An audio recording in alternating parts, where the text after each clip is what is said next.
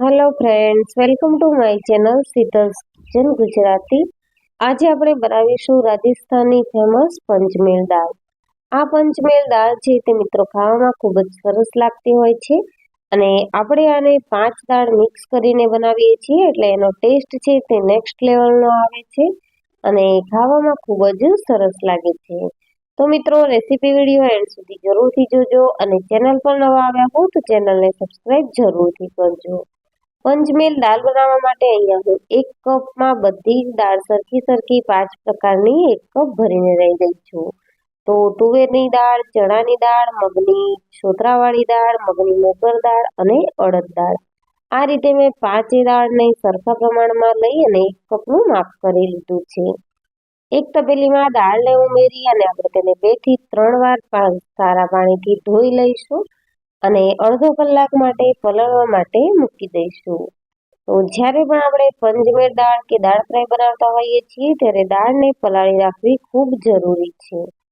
આ રીતે મેં દાળને પલાળી રાખી હતી। હવે આપણે તેને આ રીતે ચાળણીમાં ગાળી લીધી છે અને હવે આપણે દાળને બાફવાની પ્રોસેસ કરીશું।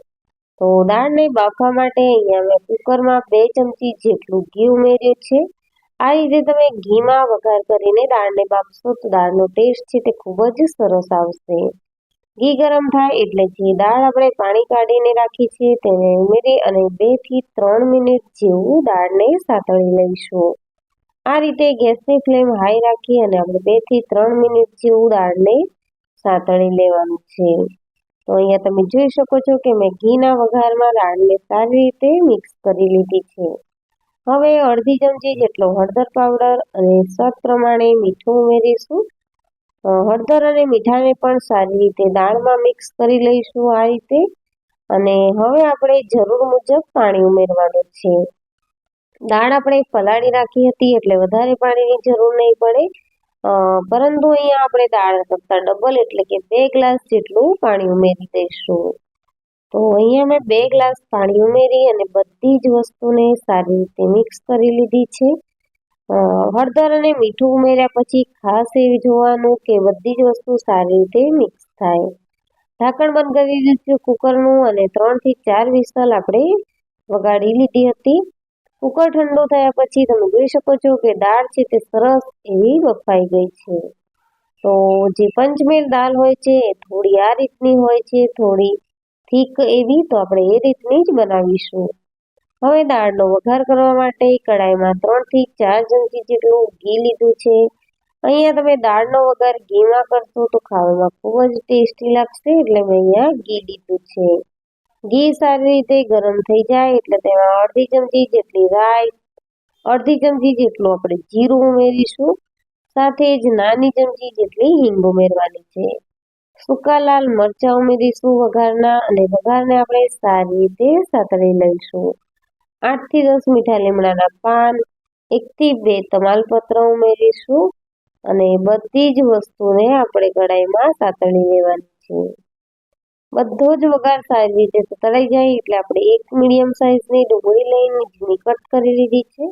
તો એ ડુંગળીને પણ વઘારમાં ઉમેરી અને આપણે સારી રીતે સાતળી લઈશું। ડુંગળીને આપણે વધારે પડતી ગોલ્ડન બ્રાઉન કે ગુલાબી કલરની કરવાની નથી, પરંતુ થોડી એવી સાતળી લેવાની છે। હવે અહીંયા 1 ચમચી જેટલું ઝીણું સમારેલું લસણ અને 1 ચમચી જેટલું છીણેલું આદું ઉમેરી લીધું છે। આદું અને લસણને પણ આપણે વઘારમાં સાતળી લીધા છે અને 1 લીલા મરચાંના ટુકડા ઉમેરી લીધા છે। બધી જ વસ્તુ મિત્રો તમે જેમ જેમ ઉમેરતા જાઓ તેમ તેમ તમારે તેને સાતળતા જવાની છે। અડધી ચમચી જેટલો હળદર પાવડર ઉમેરીશું, 1 ચમચી જેટલું કાશ્મીરી લાલ મરચું પાવડર ઉમેરીશું, સ્વાદ પ્રમાણે મીઠું ઉમેરીશું અને 1 ચમચી જેટલું આપણે ધાણા જીરું પાવડર ઉમેરીશું। તો અહીંયા મેં બધો જ મસાલો છે તે સરસ એવો સાતળી લીધો છે અને આપણો દાળ વઘારવા માટેનો જે વઘાર છે તે રેડી થઈ ગયો છે। ટમેટા થોડા સોફ્ટ થાય ત્યાં સુધી આપણે વેઇટ કરવાની છે, બાકી ત્યાર પછી આપણું દાળનો વઘાર છે તે રેડી છે।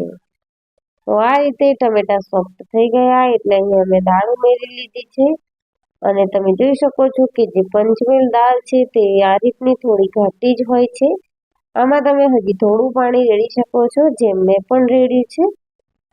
તો આપણે મીડિયમ થિકનેસ વાળી દાળ બનાવીને રેડી કરીશું.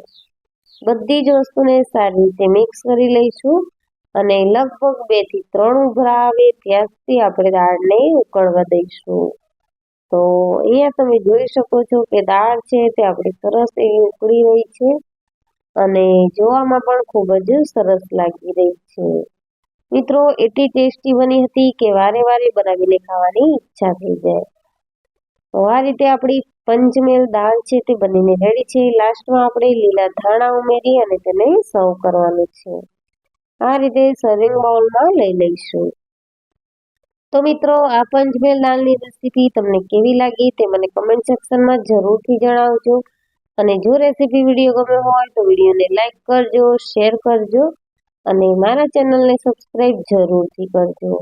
આવી જ નવી રેસીપી માટે બેલ આઇકન બટનને પ્રેસ કરજો. Thank you for watching. Thank you.